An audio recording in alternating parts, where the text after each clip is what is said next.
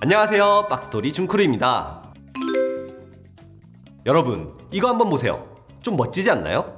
전세계 모든 화물선들이 다니는 길을 연결한 그림이에요. 자주 그리고 많이 지나는 항로일수록 붉고 짙게 표현했고요. 이 그림 한 장만으로도 중국을 중심으로 한 아시아 쪽과 유럽 그리고 미국을 중심으로 해운 흐름이 많다는 걸 볼 수 있어요. 그럼 그 중에서도 컨테이너 선들의 움직임을 한번 볼까요? 좀 전에 보았던 전체 화물선의 움직임과 패턴은 비슷해요. 다만 조금 더 확실하게 굵직한 선들과 밝은 노란색이 집중되는 걸 볼 수 있죠. 컨테이너선 서비스는 쉽게 생각하면 버스와 같아요. 정해진 노선과 정류장이 있고 정류장에서 물건을 싣고 내리고를 반복하면서 이동하죠. 그래서 이렇게 좀 더 확실한 물류 흐름을 볼 수 있는 거랍니다.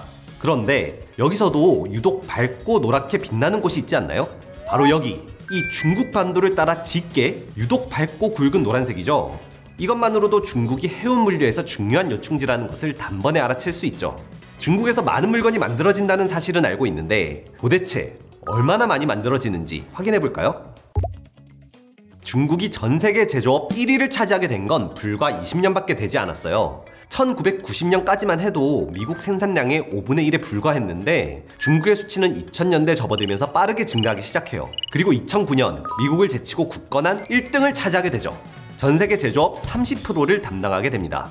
중국이 전 세계 제조업 1위 국가가 될 수 있었던 건 1978년부터 시작된 개방 정책 덕분이에요. 중국 정부는 당시 자국 경제 체제를 개혁하기로 결정하면서 대외 개방 정책을 적극적으로 추진하기 시작했어요. 1980년부터 광둥성과 푸젠성, 하이난성에 총 5곳의 경제 특구를 순차적으로 신설했고요. 1984년에는 순차적으로 14개 연해 도시를 전면 개방했어요.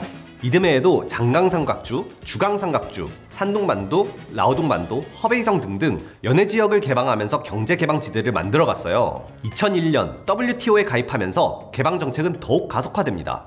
여기에 인구를 뺄 수 없죠. 중국은 인적 자원 우위를 발휘해서 제조업에 유리한 환경을 조성해 나가는데요. 다른 어떤 국가보다 저렴한 인건비와 막대한 인력을 제시하는 것이었죠. 덕분에 수많은 글로벌 기업들은 빠르게 중국에 공장을 짓기 시작했고 이는 중국을 제조업 강국이자 세계 경제 대국으로 이끄는 촉매제가 되었답니다.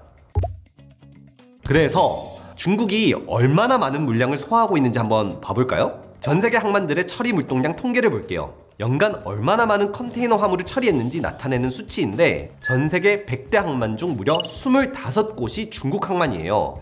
1위부터 10위까지만 보더라도 중국, 싱가포르, 중국, 한국, 네덜란드, 중국만 7곳이에요. 중국에서 처리한 지난해 1년 동안 물동량이 무려 2억 6,451만 2,320 TEU. 세상에, 이게 얼마만큼의 물량인지 감이 오시나요? 2위인 미국과 비교해볼게요. 미국이 작년에 처리한 컨테이너 물량이 5,057만 3,015 TEU예요. 단순 비교를 해봐도 미국 처리량의 약 5배에 달하는 어마어마한 양이죠. 2위부터 10위까지 국가들이 처리한 물량을 모두 합해야 중국 단일 한 개 국가가 처리한 물량과 맞먹을 수 있어요. 그래도 얼마만큼인지 감이 잡히지 않으신다고요?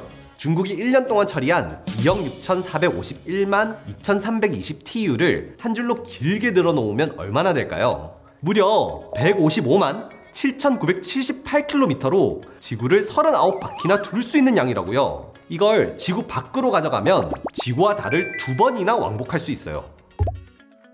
이번엔 부피! 중국이 처리한 컨테이너에 빵을 전부 넣어볼게요. 우리가 흔히 먹는 보통 단팥빵, 소보루빵 크기로 생각을 해볼까요? 1TU에는 65,886개를 넣을 수 있어요. 이만큼을 중국에서 처리하는 컨테이너에 전부 넣으면 짜잔! 무려 전 세계 사람들에게 2,200개씩 나눠줘도 남을 만큼이라고요. 우리가 사용하는 물건들 중에 메이드 인 차이나가 아닌 물건을 찾기 어려운 이유가 있었네요. 중국이 그만큼 제조업 분야에 무시무시한 경쟁력을 갖고 있다는 뜻이죠. 좀 무섭지 않나요? 그럼 저는 다음에도 재밌고 알고 보면 쓸데있는 유익한 해운 정보로 찾아올게요. 지금까지 준크루였습니다.